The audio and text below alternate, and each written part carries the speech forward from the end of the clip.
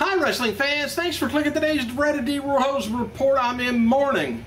The most beautiful girl in the world, WWE, let go. WWE announced this afternoon, just minutes ago, on WWE.com that the organization has come to terms on the release of former WWE Diva Champion Kelly Kelly.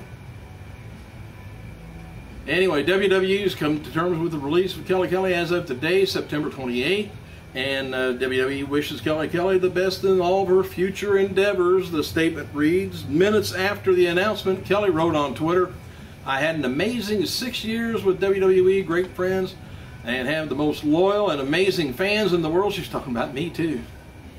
"And thank you for your never-ending support, and have exciting things in the works. Can't wait to share them with you. Stay tuned."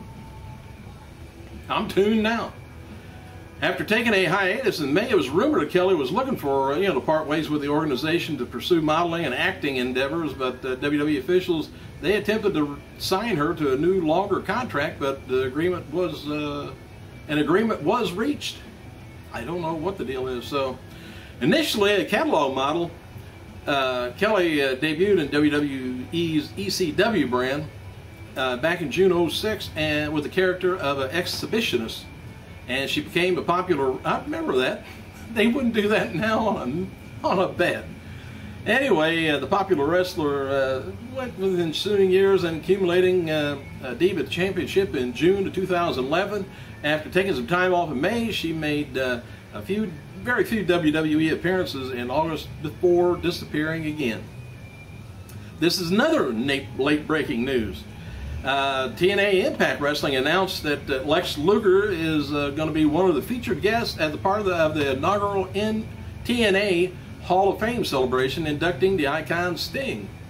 And TNA Hall of Fame celebration is going to be held Saturday, October 13th at the Point Hilton Cliffs Resort. Kind of like Sting. See features. Other people's going to be there. Hogan, Carter, Styles, today, and Luger. Not sure where the Point Hilton is. I guess maybe it's either in Memphis or it's in. It's either in Tennessee or Florida. Make sure you know which one before you go. Oh, and by the way, it kind of appears that WWE has canceled or at least delayed the schedule of the DVD and Blu-ray release of the Attitude Era. The listings, for the title, which was scheduled to be released November 20th, had been removed, and internal schedules for both in the United States and Australia. I don't know. According to the website, this generally occurs when the title has been canceled or postponed. In a new trailer for her U-Shoot with kayfabe commentaries, the WWE Hall of Famer Sunny reveals that she had affairs with Shawn Michaels and the British Bulldog while working with WWE in those years. Well, the slut didn't say anything about me, did she? DVD is going to be released October 9th. You can hear from the horse's mouth then. And former WWE champion JBL is currently less than 3,500 feet away from the top of Africa's Mount Kilimanjaro. He tweeted this morning, "Going to try and summit tomorrow. Freezing rain, snow right now, 8 to 9 hours and 3,300 feet to the top of Africa." Oh, I'm glad he gets a kick out of that. Mick Foley, he's going to be signing copies of Most Miserable Christmas at Hamilton Township, Barnes & Nobles in Hamilton Township, New Jersey on October 9th. Jerry Lawler, believe it or not, he's going back to work. He's working tonight, but not for WWE. Lawler has been advertised to do ringside commentating for an independent wrestling show in the Mid-South Fair, South Haven, Mississippi tonight. And Lawler is originally scheduled to wrestle, but anyway, before the show, Lawler's going to be doing a meet and greet. And a little trivia, in 2001, Maven, you remember him? Nydia, do you remember her? They won the WWF Tough Enough Series #1 that day, this day. And apparently Randy Orton is doing a lot of stunt work for WWE Studios 12 Rounds Reloaded this week. He was tweeting 13 hours ago, I began my first day of shooting, 12 rounds reloaded, and what an experience. To be a part of this film is truly an honor. And as a reminder, WWE Superstar is going to be airing today at their website. Matches for tonight's SmackDown include Morella taking on Cesaro for the title, Barrett taking on Ryder, Natalya taking on Phoenix, Usos taking on Cody Rhodes and Damien Sandow for the tag team tournament match, Ryback taking on Tensai, which is always kind of comical to me. What else? We got Orton taking on Big Show in the main event. And WWE Intercontinental Champion The Miz is going to be hosting another segment of Miz TV with Worldwide Heavyweight Champion Sheamus. As noted before, Ric Flair, he's kind of rumored to be brought in. Now, I didn't know this part. I thought he was going to be general manager of one or two or both shows.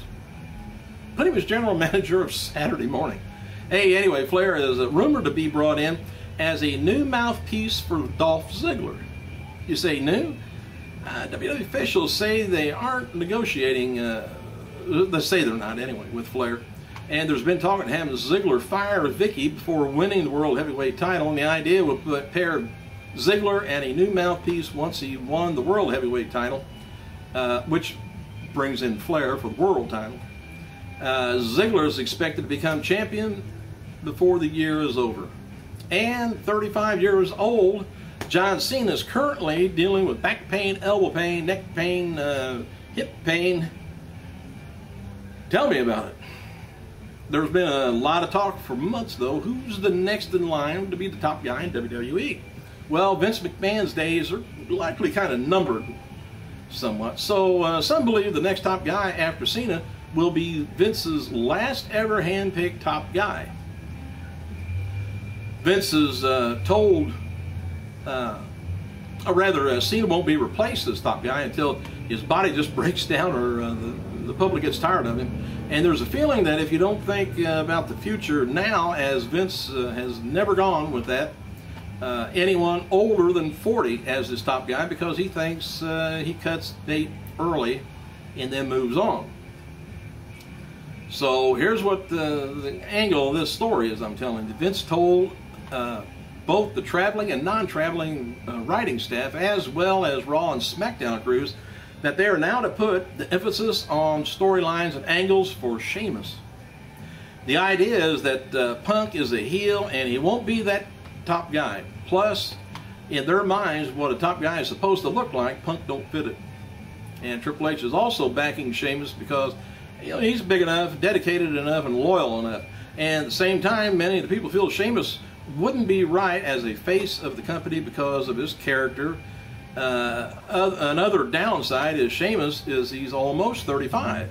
And if you're looking to groom him for the next guy to take Cena's spot, they should be looking at someone, maybe around 25.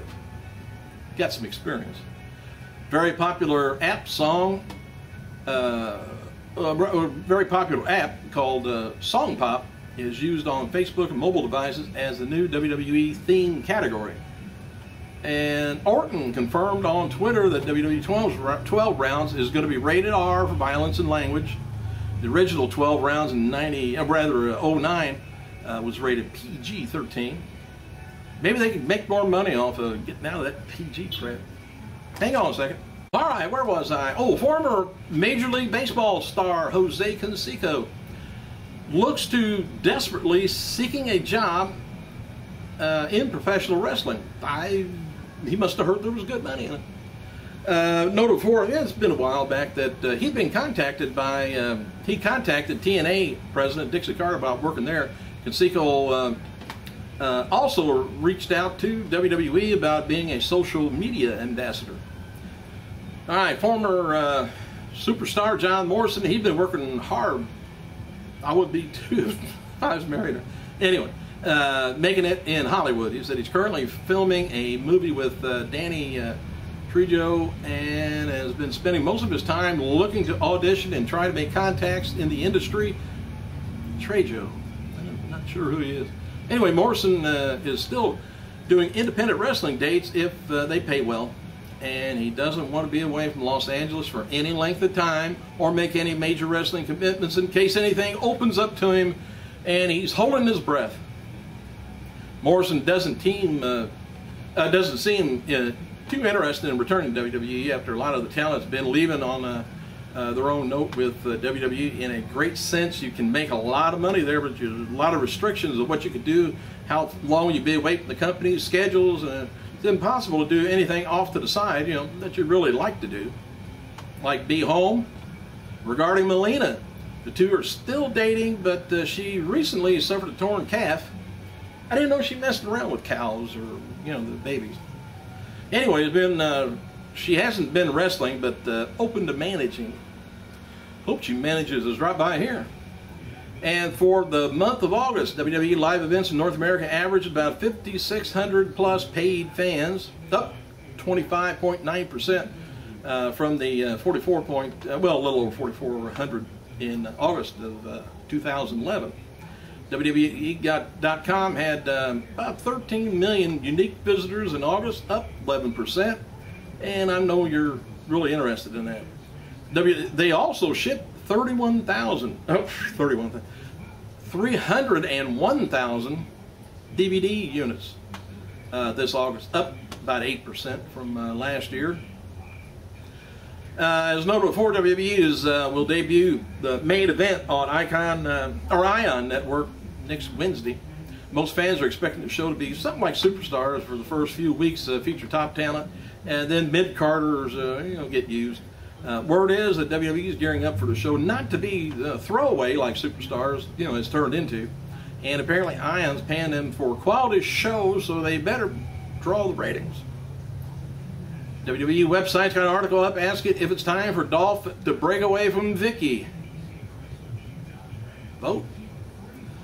On this, believe it or not, to this day, WWE Hall of Famer Abdullah the Butcher has not produced negative blood work regarding hepatitis in a lawsuit filed by independent wrestler Devon Nicholson. Nicholson will begin hepatitis C treatments in October using a new drug that can cure him. Didn't know they had a cure for that. But anyway, regarding Abdullah, though, he is one of several legends that attended a TOW show in Montreal this September 21st. And Butcher is now confined to a wheelchair because he needs a new hip. And his fork is getting rusty. You know what I mean? TNA Explosion matches taped last night was Magnus taking on Storm, Kazarian taking on Young. And Tough Enough winner Andy Levine is backstage and sitting ringside at last night's TNA taping. So I don't know if they're going to use him or not. Levine was currently in the WWC Universal Champion in Puerto Rico. Former WWE Champion Jillian Hall, believe it or not, she sang, probably, and wrestled a dark match before last night's Impact. She lost to her friend and former WWE co-star Tara. Jillian lives in the area, but no word yet whether they're going to be signing her or not. And MMA star King Mo will make his TNA debut at Bound for Glory as a special enforcer for the James Storm Bobby Roode match, street fight match. And here's the card so far. World Heavyweight title, Hardy taking on Aries. Tag team title is Hernandez, Guerrero versus Angle, AJ Styles versus Kazarian and Daniels. TNA Lockout, Kara taking on Tessmacher. TNA battles Aces and Eights, 2 Aces and Eights member versus 2 TNA stars. Aces and Eights get full access to TNA if they win. Street fight's going to be Bobby Roode taking on James Storm, special guest enforcer King Mo. And I got a lot more to tell you, but I'm about out of time. Hey, thanks for clicking, you guys. I gotta go.